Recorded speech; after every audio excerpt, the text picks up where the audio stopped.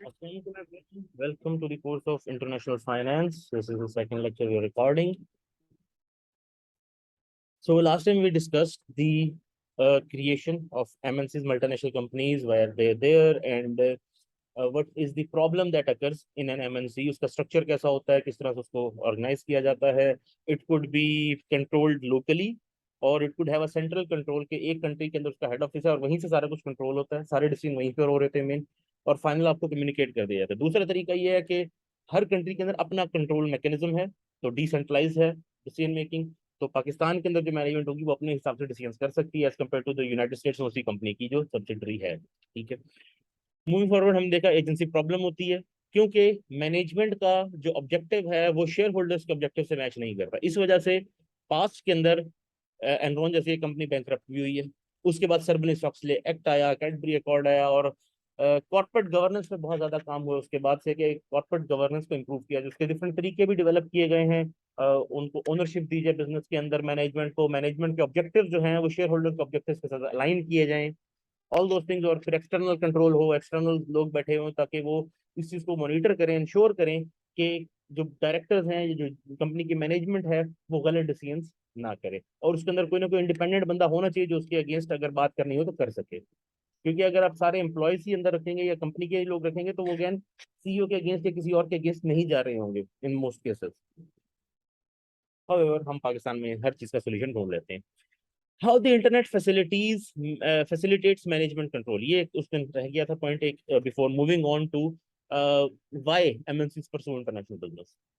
तो basically internet के आने से जो एक एमएनसीज की जो मैनेजमेंट है वो ज्यादा इजी हो गई है, वो फैसिलिटेट हो गई है. अब आपके लिए जरूरी नहीं है कि अगर आपको सेंट्रलाइज सिस्टम भी है तो आपके जो चीफ फाइनेंशियल ऑफिसर है उसको जाना पड़ेगा पाकिस्तान, जाके मीटिंग करके उनको बताना पड़ेगा हमने ये डिसीजन किए हैं या हम इस तरह कर रहे हैं या हमारे साथ मीटिंग कर रहे हैं, तो उनको फ्लाइट लेकर आना पड़ेगा. अगर कोविड भी है तो उस दौरान भी लेट्स सपोज फ्लाइट्स बंद हैं या कॉस्ट के भी इश्यूज आ जाते हैं इसके अंदर, और फिर उसकी अवेलेबिलिटी. तो इजी सा तरीका है, वो एक जूम कॉल करेंगे, उसके ऊपर मीटिंग करेंगे और उसके ऊपर सारी चीजें आपस में डिस्कस कर लेंगे. जूम कॉल नहीं तो फोन कॉल मीटिंग्स. आज तो वर्चुअल मीटिंग्स में बहुत ज्यादा पोटेंशियल आ चुका है, इवन के फ्यूचर में ऐसे भी मीटिंग प्लेटफॉर्म्स अवेलेबल होंगे जहां पर आपको ऐसा ही लगेगा कि आप सामने, जैसे आप अभी बैठे हैं तो मुझे ऐसा लगेगा कि आप सामने बैठे, 3D के अंदर भी आप एक मीटिंग कर सकते हैं. So very much possible. Again communication के मीन्स इतने इंप्रूव हो चुके हैं कि आपकी वॉइस के अंदर डिस्टॉर्शन और इस तरह के इश्यूज अब नहीं रहे उतने as compare to few years back. तो आज भी मैं प्रेफर करता हूँ sometimes to use the internet based calling, because network based calling के अंदर तो होता है कि मेरी आवाज ना जा रही हो या दूसरे की आवाज मुझे ना. इंटरनेट बेस्ड कॉलिंग के अंदर कभी मुझे इस तरह का इशू पिछले कुछ सालों में फेस नहीं करना पड़ा. तो मैं कभी कभी प्रेफर कर रहा होता हूँ कि नेटवर्क के पर मुझे इशू होगा, मुझे बात समझ नहीं आएगी, मैं इंटरनेट बेस्ड कॉल कर लूँ, बिकॉज उसकी कनेक्टिविटी ज्यादा बेटर है कंपैरेटिवली. इंटरनेट की स्पीड अब ज्यादा बेटर है हमारे यहाँ as compare to the phone call, जबकि आज से कुछ साल पहले तक इंटरनेट की स्पीड इतनी कम थी कि आप उसके ऊपर कॉल नहीं कर सकते थे प्रॉपरली. मूविंग ऑन, तो so it gives us a lot of potential in terms of managing the subsidiaries. उनकी मैनेजमेंट को टोटली कंट्रोल किया जा सकता है. एक इंटरनेट हो सकता है जिसके थ्रू सारे डिसीजंस कम्युनिकेट भी कर रहे हो, सारे सिस्टम चल रहे हो, हर चीज को मॉनिटर किया जा सकता हो. Very much possible. तो Russell recall the example of Seattle Co, which has a subsidiary in Singapore. Using the internet, the foreign subsidiary can email updated information in a subsidiary in a standardized format that reduces the language problems, and also send images of financial reports and product designs. The parent can then easily track the inventory, sales, expenses, earnings, and of each subsidiary on a weekly or monthly basis. Thus, using the internet can reduce agency costs due to the international aspect of an MNC's business. Okay. Okay. Now, why MNCs pursue international business? MNCs को international business pursue करना ही क्यों पड़ता है? Why would we do that? Any idea?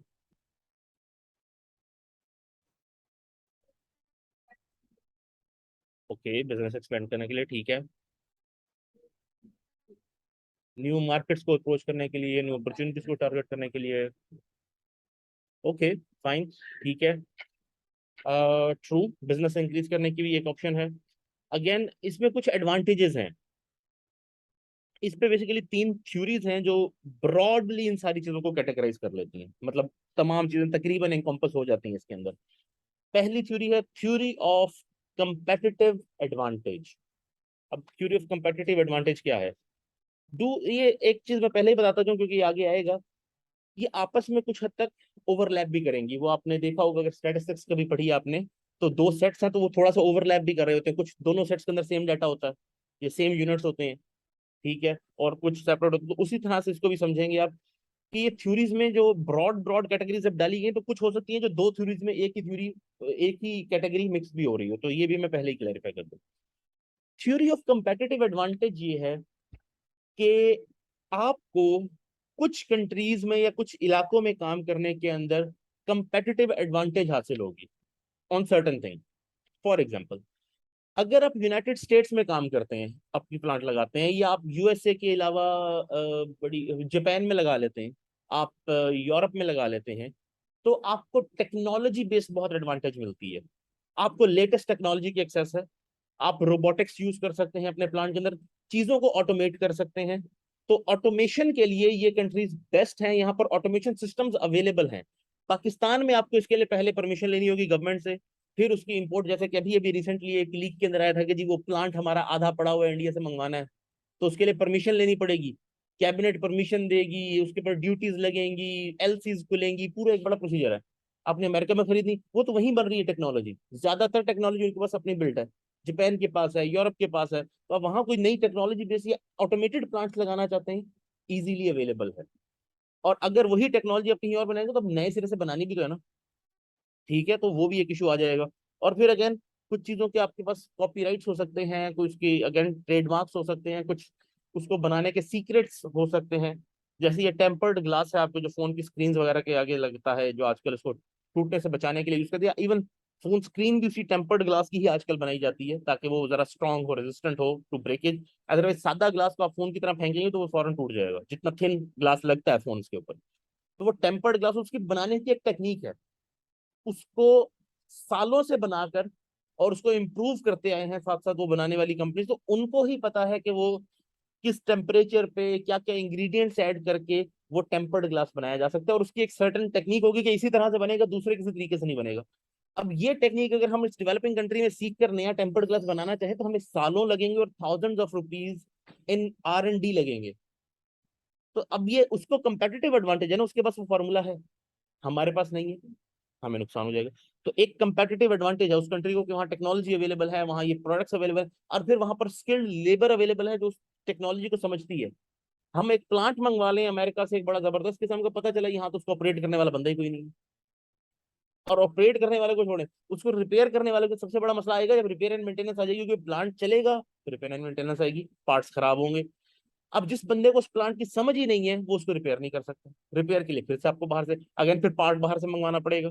तो यहाँ उसी machine को use करने की अगर हम बात करेंगे तो हमारे लिए कई केसेस के अंदर हो सकता है उसकी कॉस्ट महंगी पड़ जाए ज्यादा कंपैरेटिवली, एज कम्पेयर टू कि हम यहाँ लेबर यूज कर लें। क्यों, हमारे यहाँ क्या बेनिफिट है, हमारी कंपेटिटिव एडवांटेज क्या है। Pakistan, India, Bangladesh, China, Malaysia, ये इस तरह के जो हमारे रीजन है, या इंडोनेशिया जैसे, ये हाई डेंसिटी पॉपुलेशन डेंसिटी वाली कंट्रीज हैं। यहाँ पर आपको लेबर सस्ती मिल जाती है, यहाँ लेबर बहुत ज्यादा अवेलेबल है। तो आप उसको टेक्नोलॉजी बेस्ड ऑटोमेट करने के बजाय आप यहाँ लेबर के ऊपर कर लेंगे, क्योंकि ठीक है वहाँ एक जो मशीन लगे दूसरी जगह 10 लेबर हायर कर लें। आपको उस मशीन को खरीद के मेंटेनेंस और बिजली वगैरह के खर्चे से कम खर्चा पड़ जाएगा कंपैरेटिवली।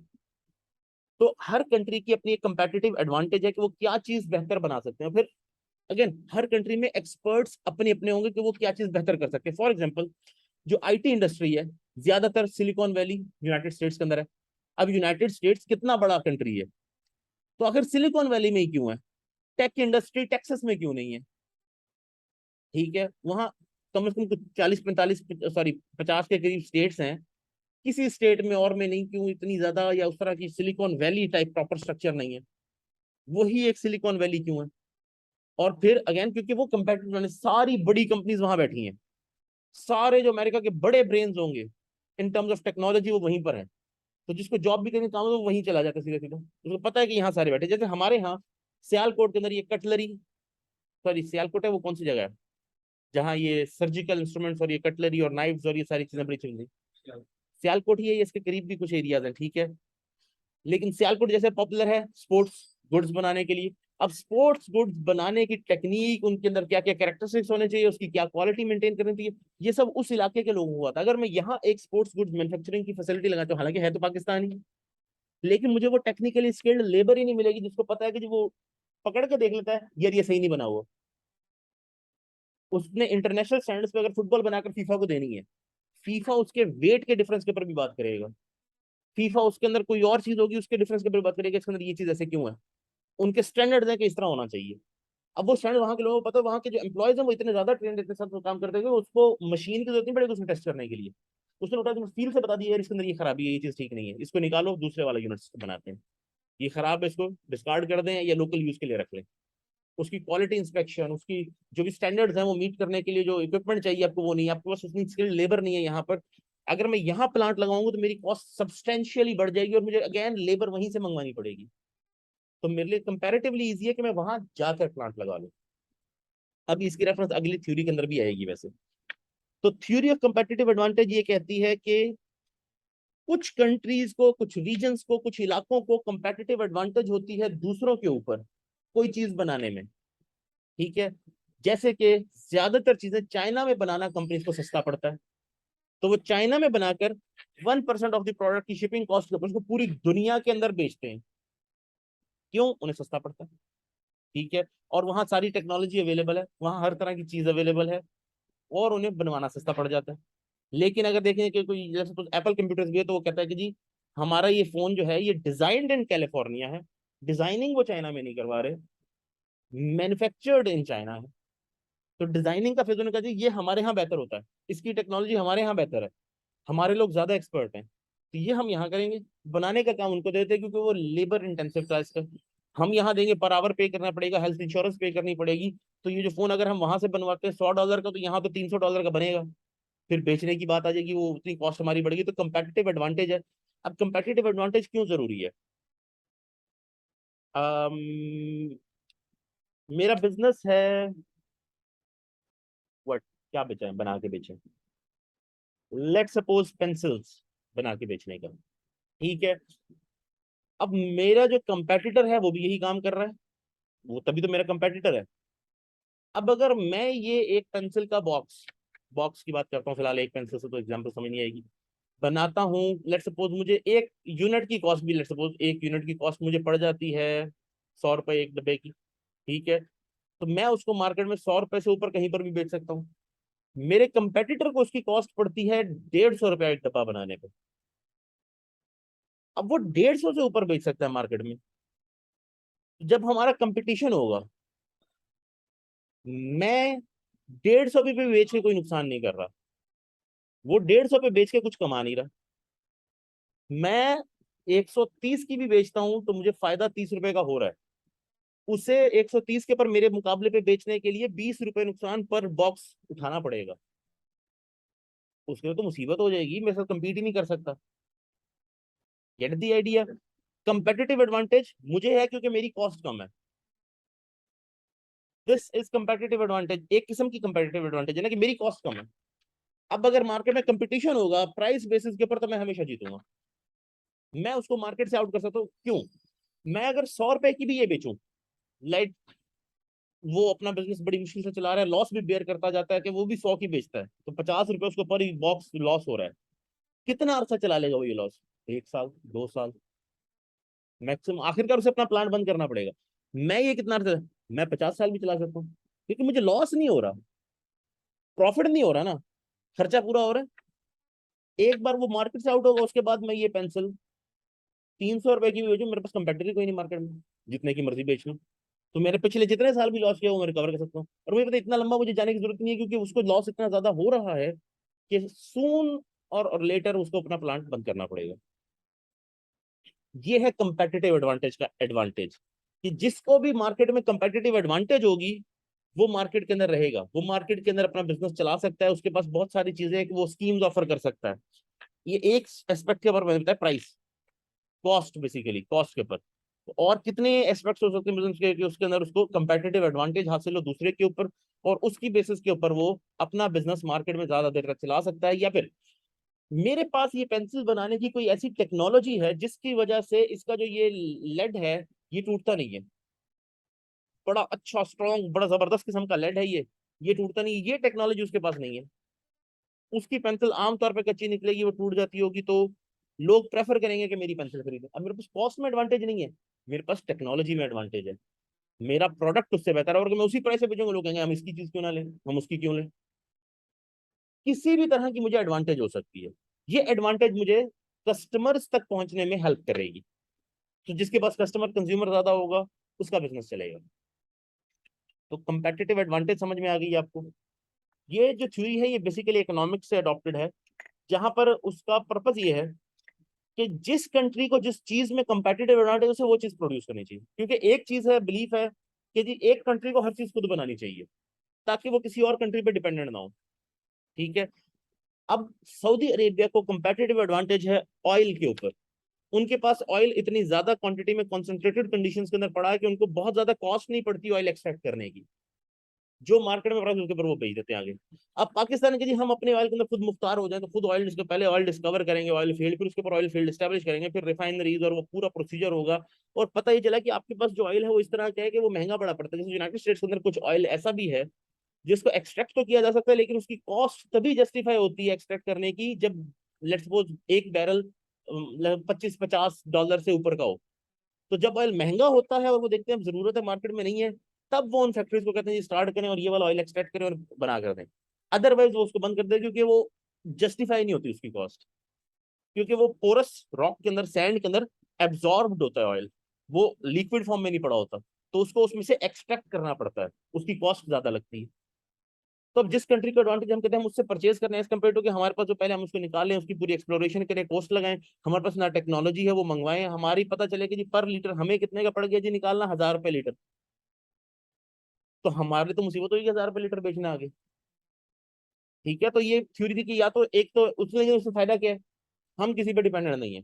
कल को कोई तेल देना बंद कर दे, हमारा एक तो ट्रेड डेफिसिट खत्म हो गया, हम अपनी ही चीज निकाल के खुद यूज कर रहे हैं, ट्रेड डेफिसिट नहीं होगा क्योंकि हम इतना सारा तेल इंपोर्ट कर रहे हैं।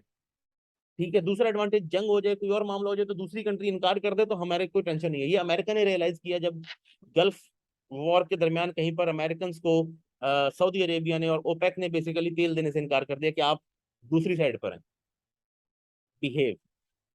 तो उन्होंने रियलाइज किया, तब से उन्होंने अपने ऑयल के रिजर्व इतने बना लिए कि एटलीस्ट हम किसी और पर डिपेंड ना हो, कम से कम हमारे अपने रिजर्व होने चाहिए। बट ये इस बात पर डिपेंड करेगा कि आपकी कंपेटिटिव एडवांटेज है, आप कम से कम रीजनेबल कॉस्ट पे उसको निकाल रहे हैं चीज को कि नहीं, या बना रहे हैं कि नहीं। तो इकोनॉमिक्स में ये है कि जी जो कंट्री जिसमें उसको वो बनानी चाहिए, और वो दूसरे को एक्सपोर्ट करके जो चीज उसके पास नहीं है वो उसके ले लेनी चाहिए। जैसे कि अब मैं अगर अपनी जरूरियात इसको सिंपल ह्यूमन लेवल के ऊपर कर लूं, मैं अगर अपनी जरूरत पूरी करना चाहता हूँ, मुझे गंदम भी चाहिए, मुझे चिकन भी चाहिए हो सकता है, मुझे मटन भी चाहिए हो सकता है, मुझे वेजिटेबल्स भी चाहिए होंगी, घर के लिए दालें भी चाहिए होंगी, मुझे डिटर्जेंट भी चाहिए कपड़े धोने के लिए, मुझे कपड़ा भी चाहिए, मुझे कपड़ा बनाने के लिए इंस्ट्रूमेंट्स चाहिए, मुझे टाइंग के इंस्ट्रूमेंट्स चाहिए, मुझे घर बनाने के लिए कुछ सामान चाहिए। ये सारी बेसिक एक ह्यूमन की नीड्स है। मुझे पेन चाहिए। अब अगर मैं ये सारा कुछ मैं खुद बनाऊं, मुझे एजुकेशन भी चाहिए, मैं अपने बच्चों को पढ़ाऊं भी खुद, नॉट पॉसिबल। तो हम ह्यूमंस ने क्या किया है, स्पेशलाइजेशन। अब एनिमल किंगडम में क्या होगा, हर एनिमल फॉर हिमसेल्फ, उन्हें अपना सब कुछ खुद अरेंज करना है। चिड़िया ने अपना घर खुद बनाना है, अपने लिए सारे अरेंजमेंट खाने के खुद करने हैं। ह्यूमंस क्या कर रहे हैं, मैं स्पेशलाइज कर रहा हूँ, मैं एक सर्विस प्रोवाइड करूँ कि मैं ये काम कर सकता हूँ, मैं एजुकेशन प्रोवाइड कर सकता हूँ।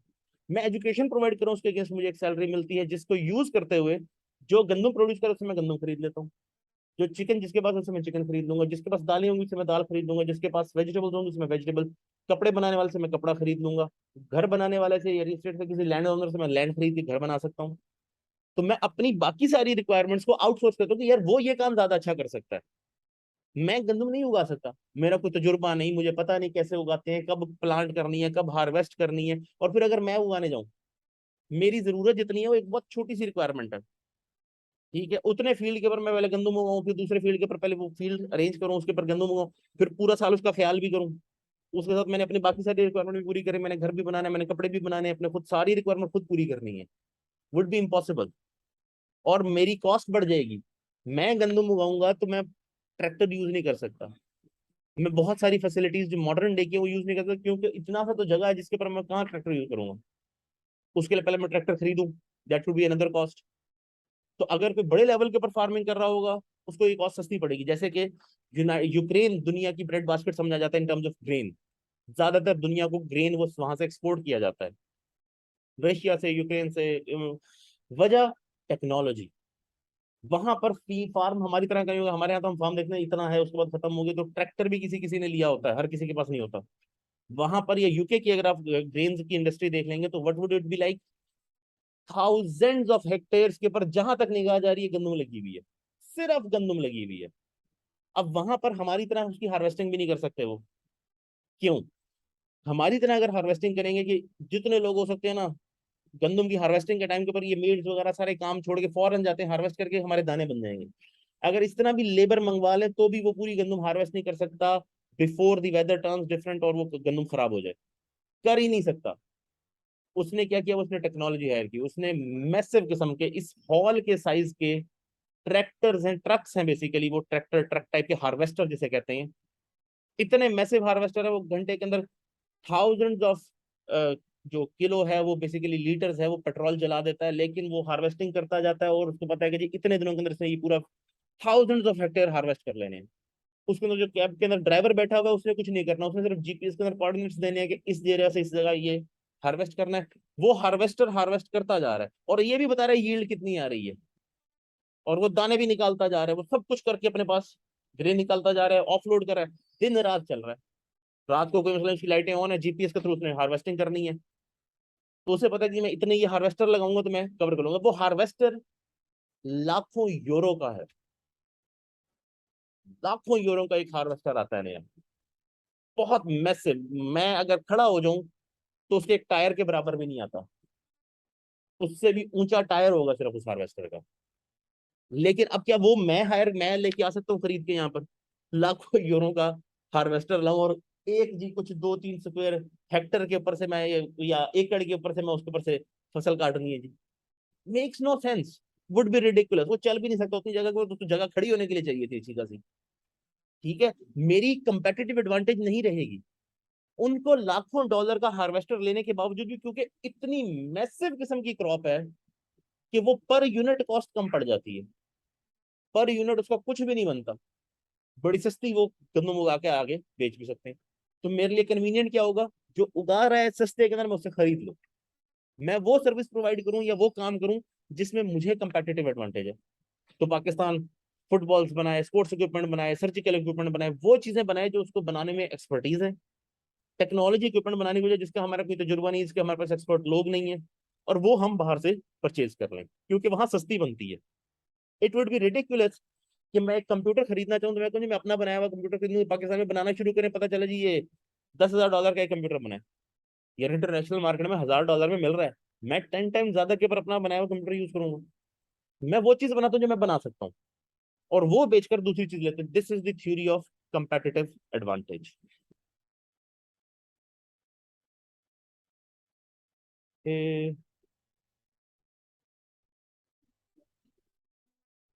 आई actually don't know. Wait a sec, अभी शेयर कर देते हैं आपसे book. Okay, which one is the group? कोई मैसेज करेगा ग्रुप में? मुझे इसका लगता है मुझे नाम चेंज करने वाला है, मैंने चेंज नहीं किया अभी तक।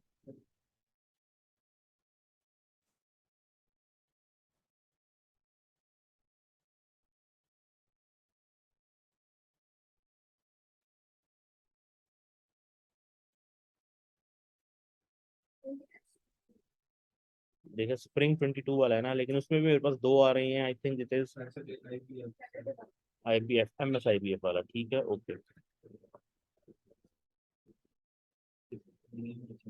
इसका नेम भी मैं भी चेंज कर रहा हूँ। ये बुक मैंने आपसे शेयर कर दी है।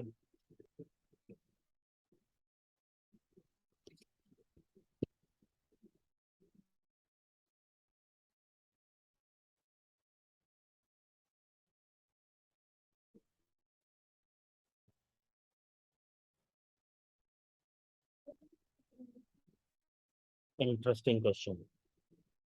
डू यू थिंक कम पढ़ने जाइए? ज्यादा तो नहीं है, ज्यादा तो नहीं है ना। थोड़े से चैप्टर हैं इसके अंदर, बहुत ज्यादा चैप्टर नहीं है बुक में। आई थिंक 12-13 ही है कुछ, something like that. It's not more like chapters, it's would be more like the content in them. जब उसके अंदर अगर कोई फालतू कंटेंट है एक चैप्टर के अंदर जो आपके से रेलिवेंट नहीं है या इसके अंदर इस वक्त का ताल्लुक नहीं है, तो वो नहीं पढ़ाया जा रहा होगा। इसी तरह से अगर कोई कंटेंट ऐसा है जो कहीं और से ज्यादा बेटर आपको मिल सकता है, जो आपकी अंडरस्टैंडिंग ज्यादा अच्छी हो जाएगी, तो वहां से पढ़ा दूंगा। अब कुछ कंटेंट ऐसा होगा मैं बड़ा जनरल से आपको पढ़ा दूंगा कि आपको बेसिकली उस कॉन्सेप्ट का पता होना चाहिए, जैसे डेरिवेटिव्स हैं, तो उसके लिए मुझे जरूरी नहीं मैं एग्जैक्ट इस बुक को फॉलो कर रहा हूँ।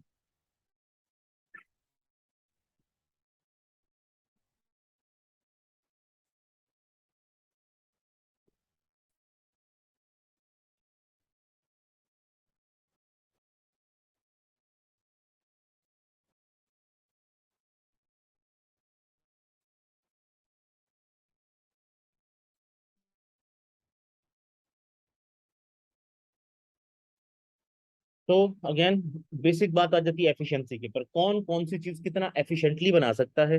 थ्योरी ऑफ कंपेटिटिव एडवांटेज, जो आप एफिशिएंटली बना सकते हैं आपको वो चीज बनानी चाहिए, ये थ्योरी ऑफ कंपेटिटिव एडवांटेज कहती है। सो इसके अंदर काफी एग्जांपल्स भी इकोनॉमिक्स में शेयर होते हैं। फिलहाल मैं आपको यहाँ की एक एग्जांपल एक्सप्लेन कर देता हूँ कि अगर आप देखेंगे तो जापान, यूनाइटेड स्टेट्स ये इलेक्ट्रॉनिक प्रोडक्ट्स में ज्यादा पॉपुलर होंगे, इनके इलेक्ट्रॉनिक प्रोडक्ट्स आप प्रेफर कर रहे होंगे। और जबकि आप अगर देखेंगे कि आपने जमैका का, मेक्सिको का, इंडिया का, पाकिस्तान का, इन कंट्रीज से कुछ लें तो एग्रीकल्चरल प्रोडक्ट होगा हमेशा, क्योंकि ये कंट्रीज उसके अंदर ज्यादा इस वक्त इफेक्टिव हैं।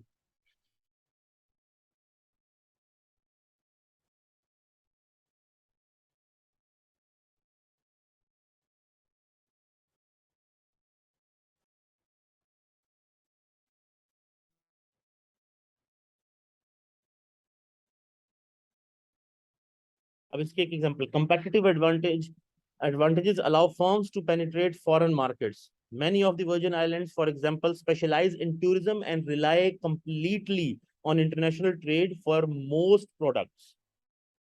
ठीक है, although these islands could provide some goods, it is more efficient for them to specialize in tourism.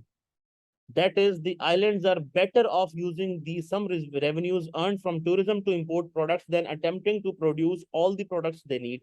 For example, Maldives जो है उसके पास प्रेस्टीन बीचेस हैं, जबरदस्त किस्म की बीचेस हैं, लोग टूरिज्म के लिए वहां जाते हैं। अब वो कहें छोड़ो बीचेस को, हमें तो गंदम चाहिए, हम गंदम उगाना शुरू करते हैं खुद से। तो वो गंदम उगा के उतना अर्न नहीं कर सकते, वो गंदम उतनी सस्ती नहीं उगा सकते जितनी इंटरनेशनल मार्केट में मिल रही है। उनके पास टूरिज्म है, वो टूरिस्ट आते हैं। अब वो चीजें कई चीज ऐसी होती है उनके पास जो वो खुद नहीं उगा रहे होते, वो इंपोर्ट कर रहे होंगे ज्यादातर चीजें। उनके पास टूरिस्ट आते हैं, वहां से इतना ज्यादा रेवेन्यू होता है कि उसमें से कुछ रेवेन्यू देकर वो अपनी नीड्स की जो चीजें हैं वो मंगवा लेते हैं। तो उनको वो वहां पर अपने आइलैंड्स खाली करके पूरी गंदम उगाने के लिए या और चीजें उगाने के लिए जरूरत नहीं है कि वो पूरी फैसिलिटीज वहां बनाए। वो चीजें इंपोर्ट कर सकते हैं। उनके लिए ज्यादा एडवांटेजेस क्या है कि वहां टूरिज्म प्रमोट करें। वो सिर्फ टूरिज्म इंडस्ट्री को प्रमोट करते हैं, उनके पास टूरिस्ट ज्यादा है, ज्यादा रेवेन्यू आएगा, उससे वो जो चीज परचेज करना चाहे वो परचेज करते हैं, एज कम्पेयर टू कि वो उगाना शुरू करें चीजें अपने पास, खुद बनाना शुरू करते हैं चीजें।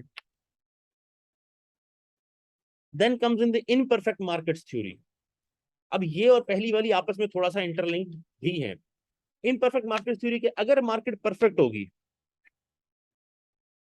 लेट सपोज हर कंट्री जो है उसकी मार्केट क्लोज है दूसरी कंट्रीज के लिए, कोई कंट्री दूसरी कंट्री से कुछ नहीं खरीद सकती, तब कोई इंटरनेशनल बिजनेस तो हो ही नहीं सकता। एक कंपनी की कंपनियां दूसरी कंपनी कंट्री में जाकर काम नहीं कर सकती। और एक और एक्सट्रीम इसकी हो सकती है कि जहां पर मार्केट्स आर परफेक्ट, जहां पर बिल्कुल परफेक्ट मार्केट है, हर चीज सेम है, हर तरह की लेबर हर कंट्री के हर शहर में मिल जाती है, हर तरह का रॉ मटेरियल हर जगह मिल जाता है, हर चीज एक जगह से दूसरी जगह बिल्कुल नो कॉस्ट के ऊपर ट्रांसपोर्ट की जा सकती है। इन दैट केस क्या होगा, अब आपको जरूरत नहीं है स्पेशलाइज्ड एरियाज की। अब आपको फुटबॉल बनानी है तो आपको सियालकोट की जरूरत नहीं है, वहां से लेबर यहाँ पर आपको बताइए सेम वैसी लेबर भागलपुर में भी मिल जाएगी। सेम वो जो रॉ मटेरियल है वो यहाँ मिल जाएगा, सेम वो टेक्नीशियंस वो स्किल्स वो सब कुछ यहाँ मिल जाएगा। तो आप वहां भी बना सकते हैं, यहाँ भी बना सकते हैं। तो वो कंपेटिटिव एडवांटेज एक शहर का नहीं रह जाएगा, एक कंट्री का नहीं रह जाएगा। इसी तरह से जो टेक्नोलॉजी आप अमेरिका में बना सकते हैं, लेट्स सपोज अगर वो सब कुछ हमारे भी लोग वैसे ही हैं, बिल्कुल उतनी एक्सपर्ट हैं, वही चीजें हमारे पास अवेलेबल हैं, तो वही टेक्नोलॉजी हम यहाँ भी बना सकते हैं, फिर हमें अमेरिका से लेने की जरूरत नहीं है। तो इस केस में बेसिक आइडिया क्या है कि लेबर ट्रांसफर हो सकती है बड़ा इजीली एक जगह से दूसरे, labour is very mobile, factors of production are very mobile. पैसा एक जगह से दूसरी जगह ट्रांसफर किया जा सकता है, लेबर को एक जगह से दूसरी जगह ट्रांसफर किया जा सकता है, रॉ मटेरियल को एक जगह से दूसरी जगह ट्रांसफर किया जा सकता है। So all the factors of production are basically very mobile, और बिल्कुल लो कॉस्ट के ऊपर उनको एक जगह से दूसरी जगह ट्रांसपोर्ट भी किया जा सकता है और हर जगह अवेलेबल हैं। तो इस केस के अंदर आप हर जगह वो चीज तो किसी एक जगह की कंपेटिटिव एडवांटेज नहीं होगी कि वहां पर ये चीज ज्यादा अच्छी और सस्ती बनाई जा सकती है, ज्यादा एफिशिएंटली बनाई जा सकती है। इस तरह आप हर चीज हर जगह बना सकते हैं, लेकिन दुनिया की कोई भी मार्केट इस तरह की परफेक्ट मार्केट नहीं है। मार्केट्स इम्परफेक्ट हैं, हर जगह हर चीज अवेलेबल नहीं है, हर जगह हर रॉ मटेरियल अवेलेबल नहीं है। अब हम कहेंगे कि हम बहावलपुर के अंदर स्टील मिल लगाएंगे, स्टील मिल में थाउजेंड्स ऑफ किलोग्राम्स आयरन और चाहिए, कहाँ से लाएंगे? चले और नहीं चाहिए, पिछला पुराना स्टील पिघला पिघला के बनाएंगे, तो क्या यहाँ की बिल्डिंग तोड़ तोड़ के पिघला के बनाएंगे? इतना स्टील बिल्कुल कंट्री के सेंटर के अंदर एक डेजर्ट टाइप का एरिया यहाँ पर, कहाँ से लाएंगे? हमें thousands of tons steel daily basis पे चाहिए एक बड़ी स्टील मिल चलाने के लिए। Makes no sense. Steel mill कहाँ बनेगी? कराची में जहां पोर्ट है, वहां जहाज आएगा, वो पूरा पूरा जहाज थाउजेंड्स ऑफ टन और ऑफलोड कर देगा। वहां पूरे पूरे जहाज ब्रेकिंग के लिए आ रहे हैं, शिप ब्रेकिंग के लिए, तो थाउजेंड्स ऑफ टन स्टील आपके पास at any given time available है यूज करने के लिए। और फिर वो मूव कैसे होगा? रेल का पूरा सिस्टम स्टेब्लिश किया उन्होंने कि ट्रेन के थ्रू वो सारा इतना ज्यादा आप मूव कर रहे हो तो उसको ज्यादातर, क्योंकि इट्स वेरी हैवी, आम रोड्स के ऊपर इतना ज्यादा ट्रांसपोर्ट नहीं किया जा सकता। तो अगर आपको स्टील मिल लगानी है तो आपको वहीं लगानी पड़ेगी फिर। इसी तरह से आपको सीमेंट का प्लांट लगाना है तो वहां लगाना पड़ेगा जहां सीमेंट के लिए जो बेसिक रॉ मटेरियल वाले पहाड़ अवेलेबल है, ताकि वहां से वो लाइमस्टोन और वो जो चीजें हैं वो आप वहां से एक्सट्रैक्ट करके उसको सीमेंट बनाने के लिए यूज कर सके। अगर आप यहाँ सीमेंट का प्लांट लगा देंगे और रॉ मटेरियल लेने कहीं और जा रहे हैं, तो आपकी अच्छी खासी कॉस्ट उस रॉ मटेरियल को यहाँ लाने पे लग जाती है, तो आपके प्रोडक्ट की मैन्युफैक्चरिंग कॉस्ट बढ़ जाएगी। ये इनपरफेक्शन है, हर चीज हर जगह पे अवेलेबल नहीं है, मार्केट परफेक्ट नहीं है, लेबर परफेक्टली अवेलेबल नहीं है, लोगों को नॉलेज परफेक्टली अवेलेबल नहीं है। अगर हमारी कंट्री में हर बंदे को पता हो कि यार इस साल इस क्रॉप की प्रोडक्शन इतनी है, इसकी इतनी प्रोडक्शन और इतनी प्राइस रहेगी अंदाजन, तो उसे पता होना कि मैं ये चीज प्लांट करने की जगह ये चीज प्लांट कर लूं। किसी को पता नहीं होता, अंदाजे से यार ये प्लांट कर लेते हैं, गन्ना प्लांट कर लेते हैं, गंदम प्लांट कर लेते हैं, कॉटन प्लांट कर लेते हैं। उन्हें पता ही नहीं कि वो रोजेस प्लांट कर सकते हैं, वो ट्यूलिप्स प्लांट कर सकते हैं। वो ज्यादा महंगा बिकता है कंपैरेटिवली मार्केट में जब सीजन होगा, लेकिन दे हैव नो आइडिया। उन्हें ये नहीं पता कि हम दालें प्लांट कर सकते हैं, पल्सेस। अब पाकिस्तान जैसे एग्रीकल्चरल कंट्री के अंदर पल्सेस जो हैं वो हॉलैंड से आती है। Makes no sense, it is ridiculous. आपके लोगों को पता नहीं है कि ये भी एक कैश क्रॉप है, यहाँ से भी आप अच्छा कैश ले सकते हैं, यहाँ से भी आप अच्छा रेवेन्यू अर्न कर सकते हैं। कई चीजों का आप सिर्फ सीड बनाकर आगे बेच सकते हैं। कई कंट्रीज को जरूरत होती है कि हमें कुछ इसका सीड बनाकर दे दे। अब हमारे यहाँ में ये पता जी, वो गंदम उगाते हैं, मकई उगाएंगे, गन्ना उगाएंगे, या ये चार पांच जो है कॉटन शॉटन ये चीजें हैं, इनसे कैश बनता है, ये चीजें उगाएंगे। तो इनपरफेक्ट मार्केट्स, इनपरफेक्ट इंफॉर्मेशन और the immobility of factors of production. तो बेसिकली जो फैक्टर्स ऑफ प्रोडक्शन है वो समवट इमोबाइल है। ठीक है। अब जैसे कि अगर हम बलूचिस्तान में ले जाए तो वहां पर बैंकिंग है ही नहीं। अगर आप बलूचिस्तान में जाकर कंपनीज लगाना चाहते हो तो आपके पास बैंकिंग बहुत लिमिटेड अवेलेबल है, वहां पर इंफ्रास्ट्रक्चर बहुत लिमिटेड अवेलेबल है, बिजली की तारें नहीं होंगी कई इलाकों के अंदर, रोड्स नहीं होंगे, इंफ्रास्ट्रक्चर नहीं होगा, रेलवे नहीं होगी। अब अगर आप वहाँ प्लांट लगाना चाहते हैं कि जी कोई टैक्स बेनिफिट मिल जाएगा तो लगाएंगे, या कोई और बेनिफिट मिलेगा तो लगाएंगे, और वो भी वहाँ को जो इंडस्ट्रियल जोन होगा जहाँ ये सारी फैसिलिटीज आपको प्रोवाइड की जाए। अदरवाइज इतना बड़ा बलूचिस्तान पड़ा, कहाँ पर क्या कुछ नहीं लगा सकते। क्यों? क्योंकि मार्केट इंफ्रास्ट्रक्चर, वहां लेबर नहीं अवेलेबल इतनी इजीली, या स्किल्ड लेबर नहीं अवेलेबल होगी इतनी इजीली। तो थोड़ा बहुत आपका कोई टेररिज्म का इशू भी हो सकता है, आपको सिक्योरिटी के इश्यूज आ जाएंगे, लोग जाने को तैयार नहीं होते। अभी भी रिसेंटली एक इंटरव्यू में बैठा था तो उनके साथ जो बात हुई, उस बंदे ने कहा जी कि मेरी बड़ी अच्छी जॉब है इस वक्त कोयटा के अंदर, मसला ये है कोयटा में, मेरी फैमिली को यहाँ रहना पड़ता है, एक एजुकेशन और सारे मामलात मेरे बच्चों के आ जाते हैं, मुझे आना जाना मुश्किल हो जाता है, हालांकि मुझे फ्लाइट टिकट्स भी देते हैं, लेकिन मैं चाहता हूँ कि मैं अपने बच्चों के पास रहूँ जरा यहाँ पर। तो मुझे यहाँ कहीं पर अगर जॉब मिल जाती है पंजाब के अंदर, सिंध के अंदर, तो ये मेरे लिए एडवांटेजियस है ना। बच्चे अच्छे स्कूलों में जा सकते हैं, मुझे अगेन सेफ्टी की फीलिंग रहती है, एटलीस्ट कि मैं मार्केट जा रहा हूँ कहीं जा रहा हूँ, वहां मुझे सेफ्टी का ख्याल करना पड़ता है। मेरे घर वाले इधर अलग परेशान रहते हैं कि वहां को मसला हो जाए, और फिर इतना दूर।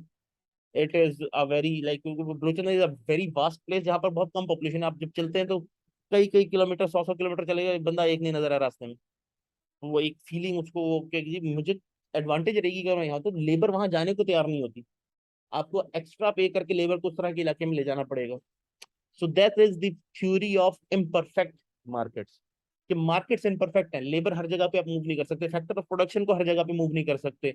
सो क्योंकि इम्परफेक्ट है मार्केट, तो जहां पर वो चीज अवेलेबल है वहां पर ही आपको कंपेटिटिव एडवांटेज बिल्ड करनी पड़ेगी उसके अराउंड। बिकॉज दूसरी जगह के ऊपर भी अगर वो इतना इजीली अवेलेबल होती तो फिर तो कंपेटिटिव एडवांटेज ही नहीं होती, नहीं एक जगह को दूसरी जगह के ऊपर हर कोई हर चीज बराबर तरीके से कर सकता था। और अगर technological expertise, knowledge of the things, जैसे कि अब अमेरिकन जो हैं वो जब ये राइस की फार्मिंग करते हैं तो आपने अभी देखा होगा एक कॉन्सेप्ट है वहां पर क्रॉप डस्टिंग, जैसे कि वो एक प्लेन के अंदर पेस्टिसाइड्स भरेंगे, फर्टिलाइजर भरेंगे और प्लेन से पूरे फील्ड के ऊपर छिड़का देंगे। अब हमारे यहाँ एक बंदे के पास, पर्टिकुलर के पास इतनी प्रॉपर्टी, इतनी जगह ही नहीं है कि प्लेन के थ्रू वो फर्टिलाइजर या पेस्टिसाइड गिरा सके। और फिर प्लेन्स एक्सपेंसिव आएंगे, उसको चलाने का ड्राइवर एक्सपेंसिव होता है, वो पूरी सर्विस वहां पर तो फ्रीली मिल रही है। वहां पर उल्टा अगर उसको लेबर हायर करनी पड़ जाए कि इतने बड़े फील्ड है मेरे, इसके पर जाकर तुम वो स्प्रे करो, या ट्रैक्टर से भी करनी पड़ जाए, उनको बड़ी महंगी पड़ जाएगी। तो उसको प्लेन से करवाना इजी रहता है क्योंकि वो हवा में स्प्रेड होकर पूरे फील्ड के ऊपर फैल जाती है। पेस्टिसाइड जो फर्टिलाइजर बड़े आराम से स्प्रे किया जा सकता है, और बड़ा मैसिव किस्म का फील्ड है, बड़े आराम से किया भी जाता है। प्लेन पायलट्स अवेलेबल है, टेक्नोलॉजी अवेलेबल, छोटे छोटे प्लेन्स अवेलेबल है। यहाँ ये सारा कुछ अवेलेबल करना मुश्किल होगा, फिर एक फील्ड पे तो आप गिरा ही नहीं सकेंगे एग्जैक्टली, क्योंकि छोटा सा फील्ड है, बहुत बड़ा तो फील्ड किसी के पास है नहीं। तो आपको एक्सपेंसिव पड़ जाता है कंपैरेटिवली। अगेन तो कंपेटिटिव एडवांटेज वाला भी मामला आ जाएगा। इसी तरह से उनके पास कुछ टेक्नोलॉजी, उन्होंने रिसर्च एंड डेवलपमेंट किया, उन्होंने देखा कि जी ये करने से ये चीज अच्छी होती है। तो फॉर एग्जाम्पल उन्होंने राइस उगाना है ना, उन्होंने नीचे एक बेड बनाया है, उसके ऊपर एक स्पेशल किस्म का सॉइल डाला हुआ होगा। सैंड के अंदर उन्होंने आइडेंटिफाई किया कि सैंड के अंदर जो है ना, अगर इतनी लेयर और इतनी मड की लेयर हो ना, तो उसमें चावल बड़ा अच्छा उगता है और पानी वेस्ट नहीं होता है, पानी कम कंज्यूम होता है। उन्होंने रिसर्च से पता किया, हमारे यहाँ कोई देखता है पहले बना के इस तरह करेंगे तो पानी कम कंज्यूम होगा, आप पानी डालते जाना, डाल दो जितना बिल होता है। अगर पानी ज्यादा यूज करें, अगर टर्बाइन यूज करें तो डेफिनेटली बिजली का बिल आएगा। उनको पता है कि ये इस तरह करेंगे तो पानी कम यूज होगा, रहेगा भी अंदर, नीचे सीप भी नहीं होगा। तो उस तरह से लेयर्स बनाकर उसके ऊपर फिर अगेन सीडिंग करनी है, तो हमारे यहाँ बंदा सीड कर रहा है जाकर, या फेंकता जा रहा है सीड्स को या फर्टिलाइजर को। उसने क्या करना है, उसने प्लेन के अंदर चावल भरना है और फेंक देना है।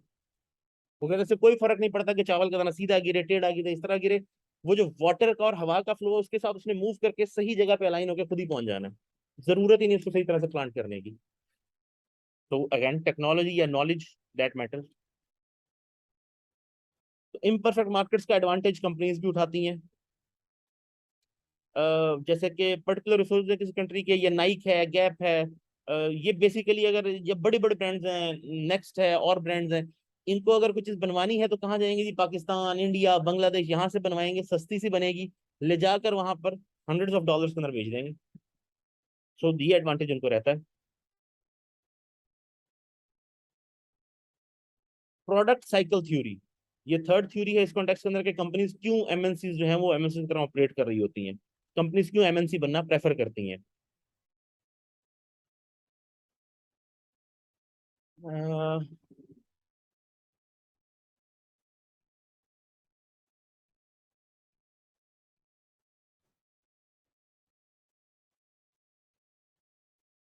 फॉर एग्जाम्पल,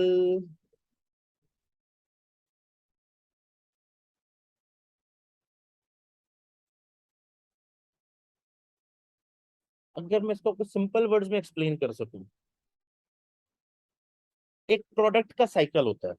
प्रोडक्ट आपको बनाना है, सबसे पहला फेज R&D, यहाँ आपकी कॉस्ट लग रही है, ठीक है, और आपको मिल कुछ नहीं रहा क्योंकि आप बेच ही नहीं रहे, अभी तो R&D चल रही है।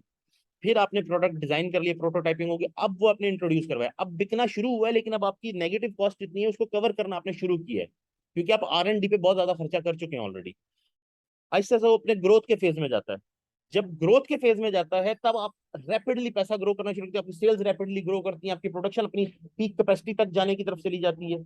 अब आपको रेवेन्यू इतना आता है कि आप अपनी कॉस्ट रिकवर करके प्रॉफिट कमाने की तरफ चले जाते हैं, और फिर वो अपनी पीक पे पहुंचता है जहां पर वो मैक्सिमम सेल्स के ऊपर चला जाता है, आपकी प्रोडक्शन फैसिलिटीज अपनी मैक्सिमम कैपेसिटी के ऊपर होती हैं, and then it starts to decline, क्योंकि मार्केट में कंपेटिटर के प्रोडक्ट्स आ रहे हैं, मार्केट में नई टेक्नोलॉजी आ गई है, नए प्रोडक्ट्स आ गए हैं, आपकी डिमांड कम हो सकती है, there are so many factors.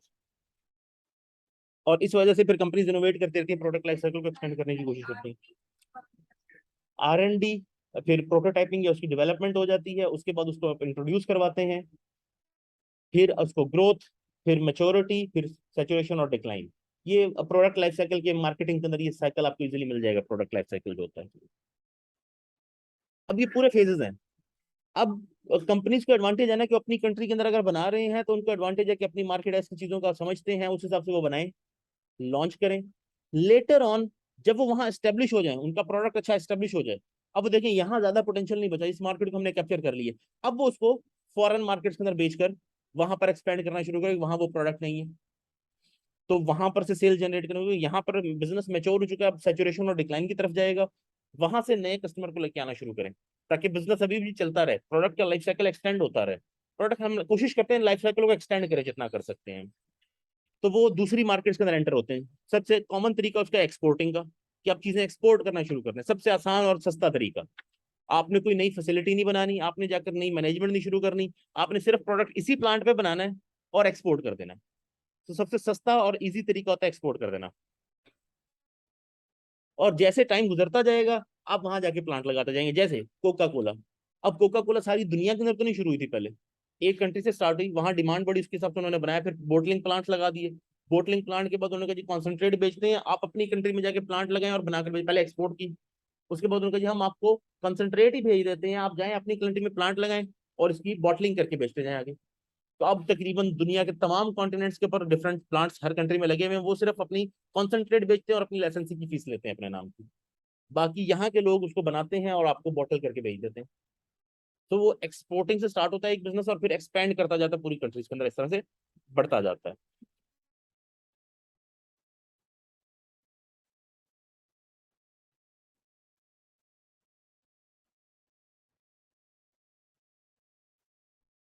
Again क्योंकि उनकी लर्निंग बहुत हो गई होती है, ये भी चीज क्लियर करता जाऊँ, तो वो उस लर्निंग को जो अपनी कंट्री में हुई थी वो दूसरी कंट्रीज पे अप्लाई कर देते हैं, ये करेंगे तो सेल्स बढ़ेंगे, ये करेंगे तो इंप्रूव हो सकता है। तो जैसे कोका कोला को पता है कि जी हर कुछ अच्छे बाद लोगों को रिमाइंड करवाना पड़ेगा कोक के बारे में, फिर उन्हें पता है कि इनके गुड इमोशंस के साथ आप उसको अटैच कर दें।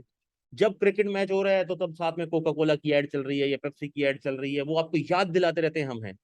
फिर हर कुछ अरसे बाद इनको क्या जरूरत पड़ी अपना लोगो चेंज करने की, तो लोगो हर कुछ अरसे बाद वो चेंज करते जाएंगे, कि कुछ न्यू आता रहे, कुछ डिफरेंट आता रहे, तो मार्केटिंग स्ट्रेटेजी के साथ उसके स्लोगन्स नए आते रहे। और जब भी बंदा उसके बारे में सुने या कोई कभी हैप्पी हो तो उसको याद है, "हाँ, मैं जब हैप्पी होता था तो मैं कोक पीता था।" हर शादी या इवेंट के पर घर के पर फेस्टिवल है तो कोक चल रही है, तो बच्चों की वो एक एसोसिएशन बनी होती है, जब भी वो कभी हैप्पी होकर जाके कोक लेना चाहेगा। अब इसी में जैसे कि मैं एक स्ट्रेटजी आपको शेयर करता हूँ, बड़ी मजेदार स्ट्रेटजी है ये बिजनेसेस की।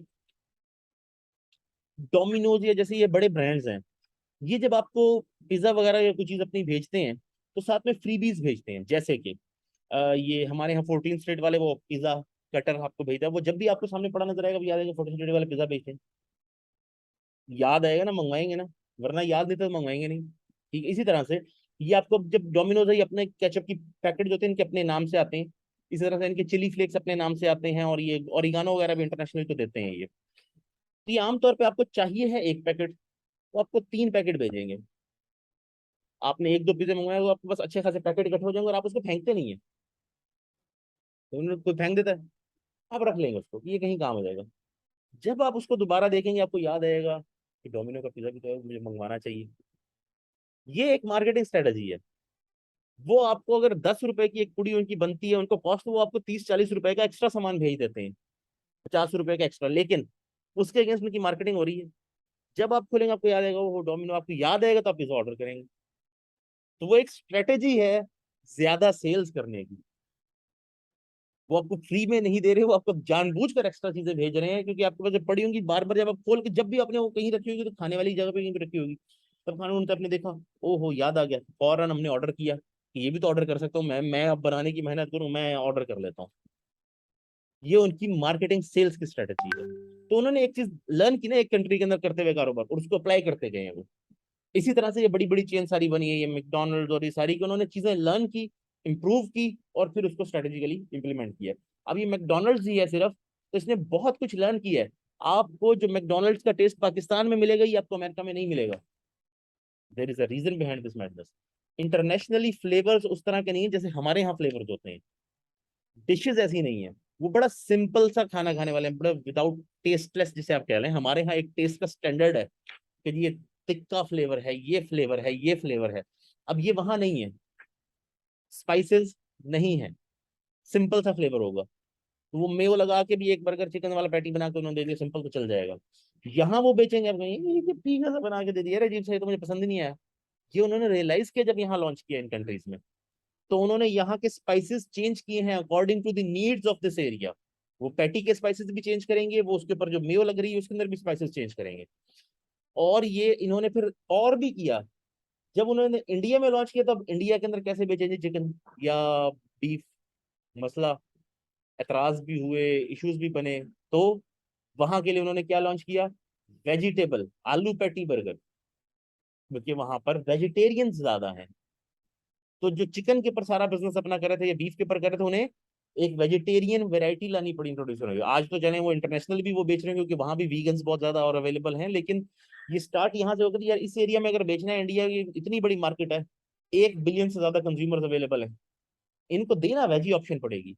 अब ये डोमिनोज वगैरह दूसरे हैं, अब ये इंडिया में जब पिज्जा बेच रहे होंगे तो उन स्पेशली वेजी पिज्जा की ऑप्शन रखी होगी कि ये पनीर पिज्जा है, लेट्स सपोज, ये कोई और चीज है जो वेजिटेरियन लोगों के लिए स्पेसिफिकली हो, वो नॉन वेज वाला पसंद नहीं करेंगे वहां पर, तो उन्होंने स्पेशल वैरायटी वहां के लिए निकाली होगी। क्यों? उन्होंने ये लर्न किया कि हर एरिया का अपना टेस्ट है, उसके अकॉर्डिंग हमें अपना प्रोडक्ट मोल्ड करना होगा।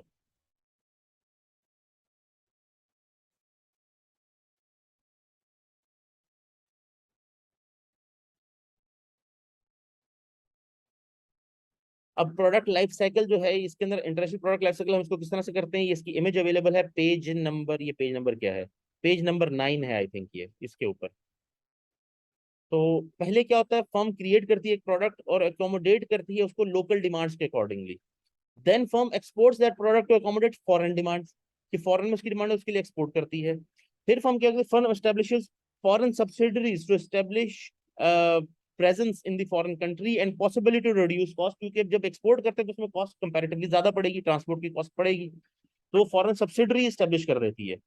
और फिर अगेन दो ऑप्शंस आ जाती है इसके अंदर, या वो ये करेगी कि firm differentiates product from competitors and और expands product line in foreign country, या फिर firms foreign business declines as its competitive advantages are eliminated from that particular industry.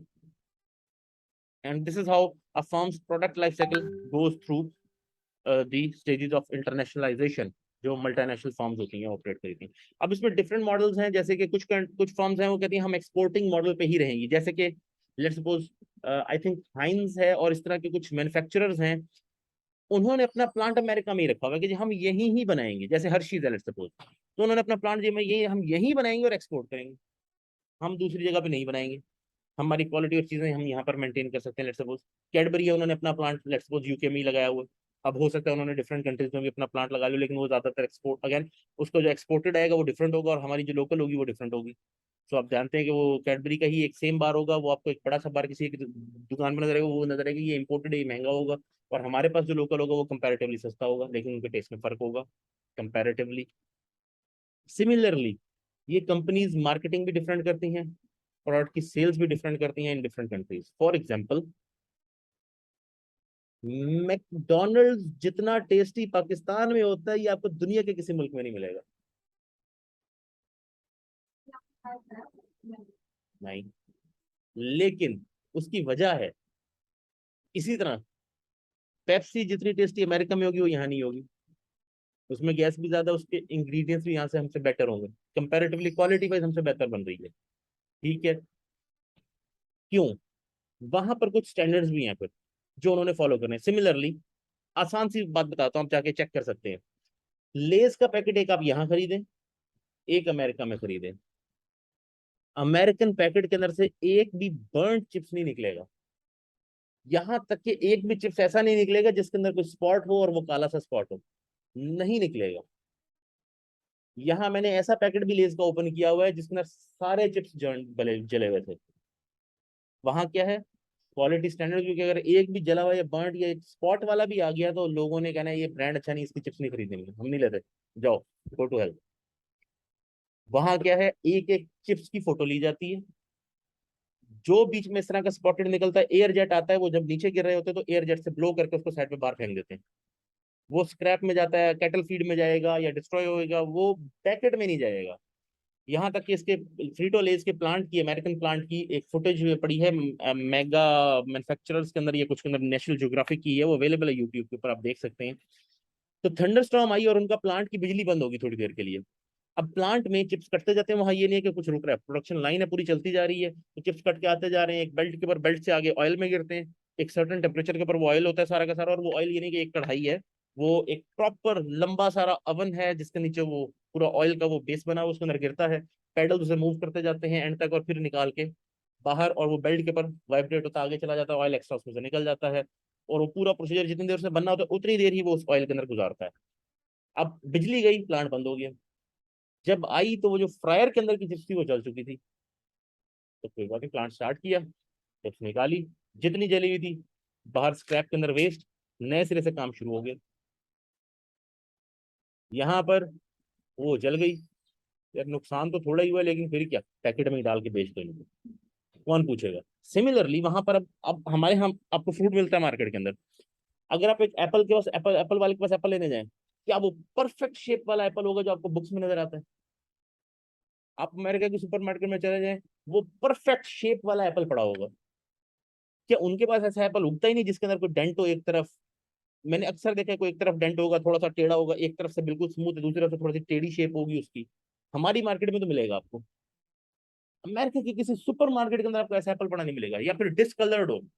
अगर रेड वाला एप्पल है तो रेड होगा, हमारे पास वो रेड डिफरेंट कलर में भी हो सकता है पड़ा वहां पर, बिक रहा होगा, रेड होगा प्रॉपर, ग्रीन है तो प्रॉपर ग्रीन होगा। अगेन इसकी वजह से आपको पॉवर्टी है वो, अच्छा उसमें कोई खराबी नहीं है, मजे की बात। अमेरिकन का तकलीफ ये है कि जी वो परफेक्ट शेप होनी चाहिए, वरना ना इसमें कोई खराबी है हम खरीदेंगे। वहां प्रॉब्लम ये कि अगर वो वैसा एप्पल मार्केट में शेल्फ पे रख देंगे ना, कोई नहीं खरीदेगा, वो वेस्ट ही होना है, लोग खरीदेंगे नहीं वो। लोगों को वो परफेक्शन शेप की पता है कि, और फिर वो कि जी शेप रैप हुआ होना चाहिए, बैग होना चाहिए, उसके बगैर नहीं लेंगे। हमारे तो ओपन भी मिल जाती है चीज, रैप्ड लेंगे, इसलिए उनको महंगा भी पड़ता है। क्योंकि अच्छा खासा प्रोडक्ट जिसके अंदर हल्का सा डिफेक्ट है लेकिन वो उसकी वजह से उसके टेस्ट पे कोई फर्क नहीं पड़ता, उसकी क्वालिटी पे कोई फर्क नहीं पड़ता, वो उसको निकालना पड़ेगा। वो कहाँ जाएगा, वो पहले सॉर्टिंग हो रही होगी स्टैंडर्ड साइज से नीचे, और इस तरह के कलर से डिफरेंट वाला, या इस तरह के कोई स्पॉट्स अलग हैं या डिफरेंट है डिजाइन में, या वो दो तीन जुड़े हुए कहीं एक आधा साथ निकल आते हैं, उन सबको वो जूस बनाने के लिए भेज देंगे या कैटल फीड में भेज देंगे। वो मार्केट में नहीं, क्योंकि वो बिकना ही नहीं है, वो मार्केट में पड़ा पड़ा खराब हो जाएगा वहां पर। हमारे यहाँ क्योंकि लोगों को पता, इट्स ऑल द सेम, तो हमारे पास इसको अगर सस्ते में मिल रहा होगा यार ये वाला सस्ते में ले लेता हूँ, या फिर वो कंपेरेटिवली कॉस्ट कम हो जाती है ना, जब आधा फ्रूट आपका वेस्ट नहीं हुआ तो कॉस्ट कम हो गई, लोगों को इजीली मिल जाता है, हमारे यहाँ इसलिए बिक जाता है। फिर अगेन सफाई का मामला तो फिर हमारा आपको पता ही, वो खुद ही केयर करनी पड़ेगी आपको, तो यहाँ मार्केट में तो हम एक्सपेक्ट नहीं कर सकते कुछ भी। तो वहां अगर आपको कैरेट लेनी है तो वो जो हमारे यहाँ दो जुड़ी हुई कैरेट्स होती हैं वो आमतौर पे बिक जाएगी, वहां पर जुड़ी हुई कैरेट नहीं लेनी भी उन्होंने, स्ट्रेट परफेक्ट गोल सीधी कैरेट होगी तो बिकेगी, बिल्कुल परफेक्ट शेप के अंदर होनी चाहिए। तो बट दैट्स इट, वो एक उनका बिहेवियर बना हुआ है लोगों का बाई करने का, तो वो वैसे ही बनाते हैं, उसकी कॉस्ट उससे सबसे बढ़ जाती है, तो वो कंपैरेटिवली उनको महंगा परचेज करना पड़ता है। क्योंकि वो अफोर्ड कर सकते हैं तो वो ये काम कर सकते हैं, हम अफोर्ड नहीं कर सकते तो हम ये काम नहीं करते। हमारे यहाँ तो वो यहाँ तक कि जब ये बात आती है कि जी एनवायरमेंटल कंट्रीब्यूशन जो हमारा है डैमेज के अंदर, वो 1% है, और डैमेज जितना हमारे यहाँ हो जाता है एनवायरमेंटल ग्लोबल वार्मिंग की वजह से, जो अभी फ्लड का वो हो गया है वो इतना ज्यादा हो गया है। तो ज्यादातर डैमेज कहाँ होगा, डेवलपिंग कंट्रीज में। क्यों? क्योंकि डेवलप्ड कंट्रीज के पास रिसोर्सेज हैं, वो चीजें कंट्रोल कर सकते हैं, वो डैम बना सकते हैं, पानी स्टोर कर सकते हैं। वो अगर सी सर जाने वाली है तो समंदर के अंदर वॉल बना देंगे, मिलियंस ऑफ डॉलर लगाए जी ये वॉल बनाई है, समंदर का पानी अंदर नहीं आएगा। थेम्स के ऊपर उन्होंने वॉल बनाई हुई है, जब सीसर या कोई तूफान आता है तो पानी अंदर को नहीं आ सकता, वो बेसिकली जैसे डैम होता है उस तरह की एक गेट होता है, वो क्लोज हो जाता है, ऊपर तक ऊंचा होता है वो पानी के लेवल से, तो बाहर का पानी अंदर को नहीं आता। वो बना सकते हैं, तो उन्होंने फ्लोरिडा के अंदर डाइक्स और लीवीज और वो पूरा सिस्टम बनाया हुआ है अपना पानी को कंट्रोल करने का। हम कहाँ सिंध के दरिया के एंड के पर जाकर वो कोई गेट बनाएंगे कि ये पानी अंदर को ना आए? हमारा तो पूरा डैम नहीं बन रहा किसी कोई हमारा, जहाँ हम पानी को स्टोर कर सकें। तो हम वो पूरा सिस्टम बनाएंगे कि इससे पानी रुक जाएगा, ये यहाँ डैम बना दे तो पानी की हम बचत कर सकते हैं। हमारे पास ये फ्लड इस साल आया, ये अगले साल भी आएगा, ये उससे अगले साल भी आएगा, उससे अगले साल भी आएगा। हमारे पास तो गवर्नमेंट को चाहती है कि फ्लड आए, सबसे पहली चीज ये वो जी ये काम किया था ना वो डूब गया पानी के अंदर सारा, सॉरी, हमने तो बड़ी मेहनत से बड़ा जबरदस्त किस्म का ये प्रोजेक्ट बनाया था, वो पानी में डूब गया सर। पुलिस वाले, वो जी हमारा रिकॉर्ड पानी में बह गया सारा, फ्लड अगर आया ही नहीं उस इलाके में, फिर भी रिकॉर्ड बह गया। क्यों? और फिर मजे की बात, वो चाहते हैं फ्लड आए, आपको लगता है कि गवर्नमेंट आपकी चाहती है कि फ्लड ना आए, इन रियलिटी जितने अगर करप्ट लोग हैं वो चाह रहे हैं कि फ्लड आए। एक उनकी करप्शन छुप जाती है, जहां जहां से उन्होंने पैसा बनाया वो जी फ्लड में बह गया ना, इतने अरब यार एड लेकर हमने बनाते रहे, अब तक तो पूरा मुल्क नया बन जाए, जितने अरब हमारे पर कर्जा चढ़ा हुआ है। इतना पैसा आप चाइना से कहीं यार, इतना का पैसा लगाओ, वो सारा एक कोने से तोड़ के शुरू करे, नया बना दे सारा। इतने पैसे बस वैसे का वैसा मुल्क खड़ा है आपका, तो वो कहीं तो गया ना पैसा। दूसरी चीज, जब फ्लड आएगा तब इमरजेंसी डिक्लेयर होगी। जब इमरजेंसी डिक्लेयर होगी, अब ऑडिट नहीं होगा उस चीज का कि जी ये जो 100 रुपए की चीज थी ये तुमने 500 रुपए में, वो जी फ्लड आया हुआ था ना, मिल नहीं रही थी, 500 में मजबूरन लेनी पड़ी, लोगों को बचाना था। सो वो प्रेफर करते हैं कि नेचुरल कैलेमिटी आए, उनका फायदा होता है इस केस के अंदर। तो कभी इसको रोकने के लिए कोई कुछ नहीं करेगा। आपकी गवर्नमेंट को पता है कि ये अगली बार भी आएगा, क्योंकि global warming is not something जो इस साल रुक जाएगी। जितनी वार्मिंग ज्यादा होगी उतना समंदर से पानी ज्यादा इवेपोरेट होगा, उतनी बर्फ ज्यादा होगी, उतनी गर्मी ज्यादा होने की वजह से उतनी पिघलेगी ज्यादा। जब पिघलेगी ज्यादा तो ज्यादा ग्लेशियर के अंदर से पानी आ रहा होगा, फ्लडिंग तो होगी। इसके अंदर कोई रॉकेट साइंस तो नहीं है। तो आप देख लें, आपका मुल्क उतना ही डूबा हुआ है पानी के अंदर जहां के दरिया नहीं बेचे गए। जो दरिया इंडिया को बेचे थे उतना इलाका बच गया तकरीबन, क्योंकि वो पहले ही दरिया इंडिया को बेचे हुए, तो पहले खाली थे, वहां पानी था नहीं, तो वो नहीं डूब सकते थे। बाकी तो कोई जगह नहीं बची ना ऐसी जो ना डूबी हो। तो लाहौर वाला रीजन बची होगा, वहां के 2 दरिया बचाए हुए आपने, लेकिन वो नहीं बेचे थे, लेकिन फिर भी कंपैरेटिवली बाकी सारा एरिया फ्लड से इफेक्टेड है। क्यों? हम स्टोर नहीं करते पानी को, और फिर हम उसकी मैनेजमेंट नहीं करते कि इसके चैनल्स बनाए जाए, प्रॉपरली अरेंज किया जाए कि पानी कहाँ से जाएगा, उसकी मूवमेंट को देखा जाए कि यहाँ के इलाके के अंदर फ्लड आ सकते हैं, इस इलाके के अंदर सिविलियंस ना हो। प्लानिंग कर लें कि पानी को डाइवर्ट इस तरह से किया जाएगा। हमारे यहाँ प्लानिंग ये होती है, यार इस तरफ पानी आने वाला है, यार इस तरफ मेरी जमीन है, इस तरफ को निकाल दो, रात को जाओ जल्दी करो, इस तरफ को पानी निकालो, ये लोगों की जमीन सारी डूब जाए, इस तरफ तो मेरी है ना, इस तरफ नहीं आना चाहिए। ये भी होता है हमारे यहाँ। So those are some country specific things. थक गए? लग रहा था।